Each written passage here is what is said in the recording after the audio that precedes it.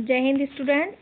हमने आपको ये चैप्टर पढ़ाया था हिमालय की याद में, जिसमें कि आपको बताया था कि बछेंद्री पाल जो हैं वो सबसे पहली महिला हैं जिन्होंने हिमालय की चढ़ाई की थी।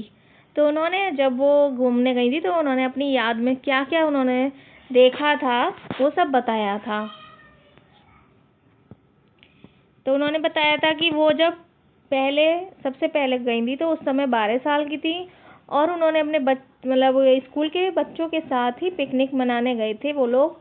तो उन्होंने आधी यात्रा की थी जिससे कि उनका मन करा था कि वो आगे भी जाएं और उन्होंने वहाँ की सारी जानकारी ली थी। तो हम आगे पढ़ेंगे।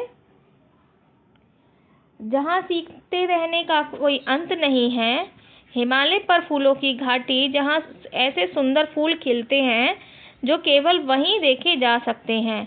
वहाँ लगभग 14,000 किस्मों के फूल और जड़ी बूटियाँ हैं। ऐसा अनछुआ सौंदर्य जिसे देखकर कोई भी सुध बुध खो दे। कई बार राह में फूलों का बिछौना आता है जो कहीं पीला, कहीं लाल तो कहीं गुलाबी होता है। यहाँ प्रकृति स्वयं ही हर ऋतु में नई सुंदरता, नए रूप में प्रकट होती है। चलते हुए कभी कभी सोचना पड़ता है कि कदम कहाँ रखें। हम फूलों पर पैर रखकर पाप तो नहीं कर रहे हैं।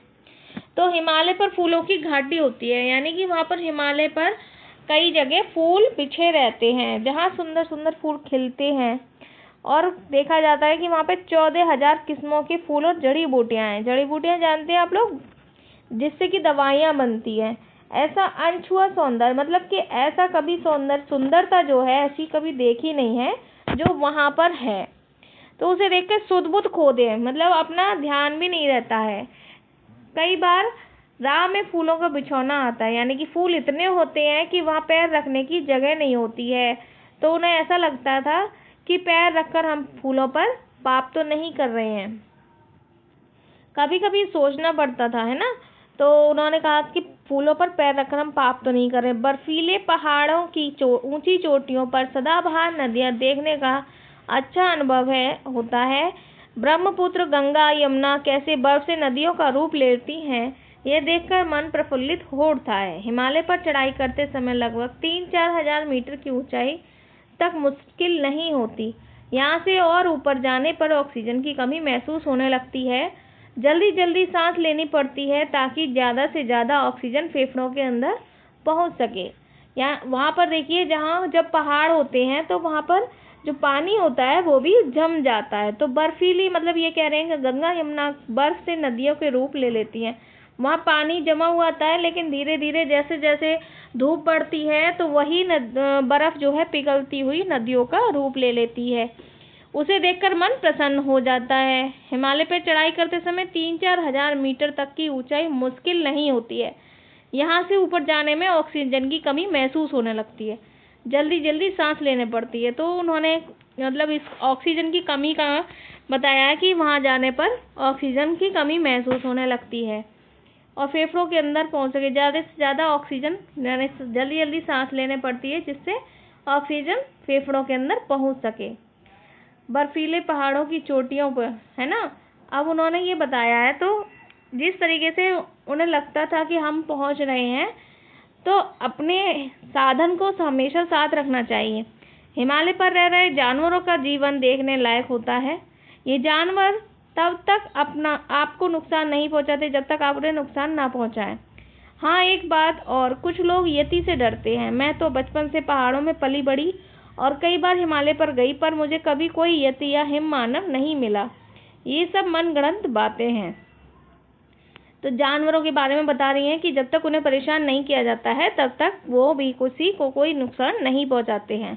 यति कह रहे हैं यहाँ पे, जैसे कि कोई कहता है कि पहाड़ों पर मतलब कि भूत प्रेत रहते हैं, तो वो चीज़ें इनको कभी नहीं मिली है।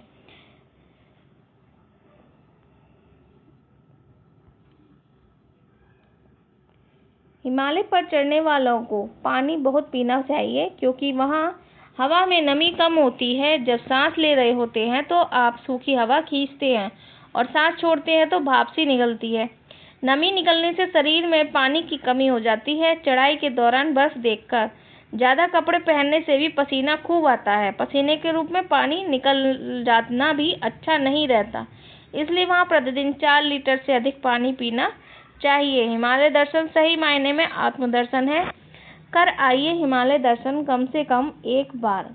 तो उनका क्या कहना है कि वहाँ पर सूखी हवा चलती है, तो उससे क्या होता है कि नमी जो होती है, हवा में नमी कम हो जाती है। जब सांस लेते हैं तो आप सूखी हवा खींचते हैं, यानी कि हमारे अंदर से भी जो जब भाप निकलती है तो उससे भी क्या होता है कि भाप निकलने से शरीर के अंदर की नमी भी बाहर आ जाती है। तो बताना चाह रही हैं कि हमें 4 लीटर पानी पीना चाहिए और वहाँ पर ज़रूर एक ना एक बार हिमालय के दर्शन करने चाहिए।